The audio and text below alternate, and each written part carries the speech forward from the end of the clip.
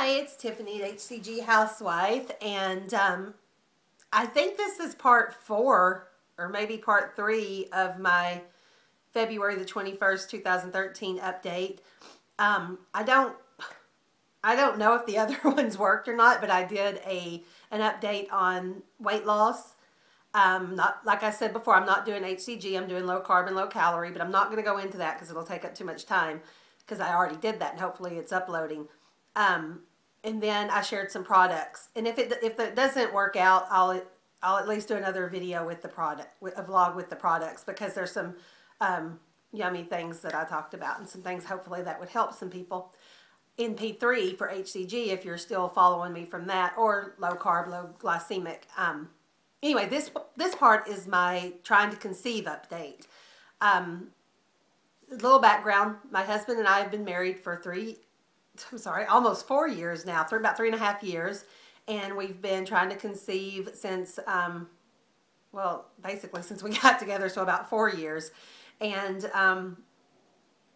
it just hasn't happened. So in August last year, 2012, I went to my doctor for, of course, the yearly pap smear and all that stuff, and also to talk to her about trying to conceive. And she said, she's my gynecologist, OBGYN, and she said that, you know, she could only go so far, and then I'd have to go to what she called the big guns.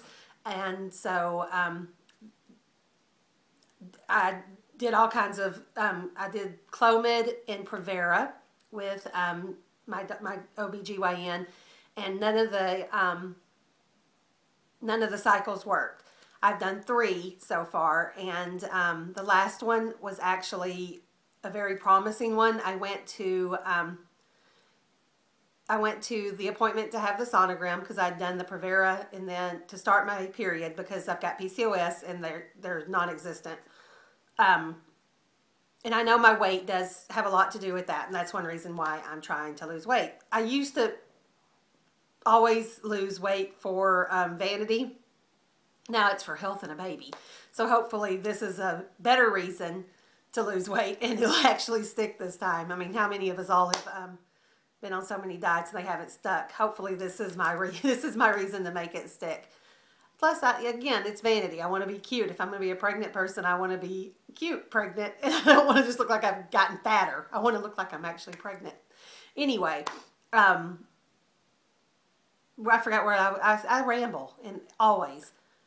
Oh, so I went on January the 21st. I think that was my last update, actually, and did a follicular study, and it was too big to have a trigger shot, and that's what we had planned to do, is to do the Clomid and then have a sonogram to see about the follicle, and then do a trigger shot to help me ovulate. It was too big. So I was told that in the next few days I should ovulate, and I came home, I started doing the OPKs, the ovulation predictor kits, and I think it was January the 24th I actually got a positive on that. I was happy. I mean, because it seemed like all of the signs were pointing to that I had ovulated, I was fixing to ovulate or something. We were doing the baby dancing, like, you know, I think it's the sperm meets the egg. The sperm eats the egg method, where you baby dance every other day, and then when you're in your fertile period, you baby dance every day. Then you take a break, and then you do it once again just for good measure. And of course, you don't have to stop then, but that's the part that's for fertility. And so everything was pointing to the fact that I ovulated. We did the dance like we were supposed to, and I was going into the 2-week wait. And that was very hard. That was actually my first official 2-week wait, because I'd never seen a positive on the OPKs before. Of course, I was always hoping that there was a chance that I was pregnant, but this one is like, since I showed that I ovulated, it was like hope, lots of hope. And I thought I had every symptom of pregnancy. I really thought that was it. I was emotional. I had a little spotting, the cervical mucus, the temperatures, all this stuff. Well, come to find out, I go back because I never got, okay, now in the TTC community, we call your period Ant Flow, which is AF, and those of you who are still part of the weight loss community watching my vlogs, I know we call it Tom. So Aunt Flo, Tom, it's the same thing. Uncle Bill, whatever you want to call it. It didn't show up. So I was taking home pregnancy tests. None of them were positive, but I kept thinking, well, maybe it's just not showing. You know, maybe I just don't have enough HCG. There's HCG again. HCG, the real stuff for pregnant people. I didn't have enough of that HCG in my system to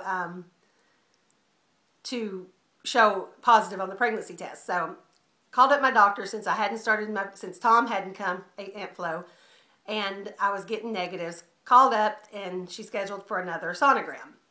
Went in, still thinking I was pregnant. I just knew it because I had the symptoms. Come to find out, the symptoms are also the same symptoms for a large follicular cyst, which I had. Didn't have a baby growing inside of me. I had a cyst growing inside of me. And it was last week when I found this out, and the cyst had gotten to be 7.6 centimeters. At the time when she was telling me all this, she said that I was going to need surgery, the chance that it was cancer, there's a chance that my ovary had to be removed. You know, she was going to do what she could to save it. Probably not cancer, but there's a chance. That, you know, it depends on if it's liquid or if it's a mass or something. I mean, I don't even know what all she said because I was sitting here like this. I couldn't even talk. I was like, I went out of my mind. And that's what caused all the emotional eating last week.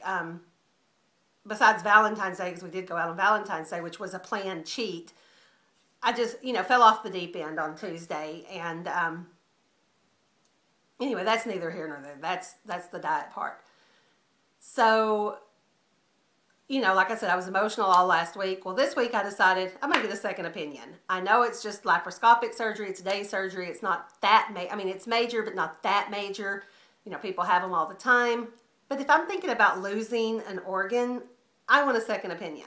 So since I needed to go to the big dogs anyway, I went ahead and started looking for a reproductive endocrinologist. And they are the ones that are better equipped to help with PCOS. And so I got to see Dr. Haveman today, and she was just a very pleasant lady. Went right in, and she, you know, glanced at my records, knew from my symptoms that I had PCOS. However, she did do some blood work just to, you know, check everything. And she made everything so simple. And I didn't feel like she was talking down to me. You know, she didn't even bring up weight. I brought it up. And I mean, it's like she didn't have to tell me about it because obviously I know I need to lose weight. And she didn't make me feel like I was uninformed or like I was trying to diagnose something that only the great, powerful doctor could. It's like we were a team working together. But she gave me an evaluation and she wrote it down and, you know, just scribbling. It's like I do. So what she did today, she wanted to check some hormones. And she checked, okay, my thyroid was normal on my last blood test. Prolactin, she checked today. Glucose and insulin, she checked today. She checked those because to see if metformin will help me. And hopefully, I'm kind of hoping it will because I've heard some good stories about that. I heard it does make some people feel nauseous, but whatever. I want it to help me. And then she's going to do some genetic screening for cystic fibrosis, which it's like a 1 in 8 chance that you could have that. And then if you have it, it's a 1 in 8 chance that your partner have it. You know, it's just something they test for. She also tests for my ovarian reserves. How many eggs do I have? And then we have to simulate a cycle. Since I don't ovulate and I don't have a period on my own because of the PCOS and my weight, I do know that my weight, if I go down a certain amount, that it should start. But, you know, we'll see about that.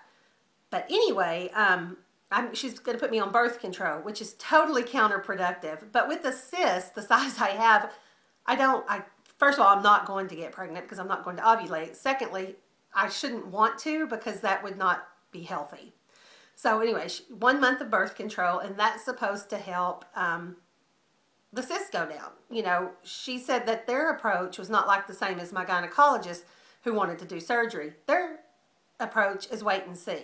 which really surprised me because on her bio on the website, it talked about how great she was at laparoscopic surgery. And I mean, it's talked so much about that I thought she'd want to do that. But no, their approach is wait and see.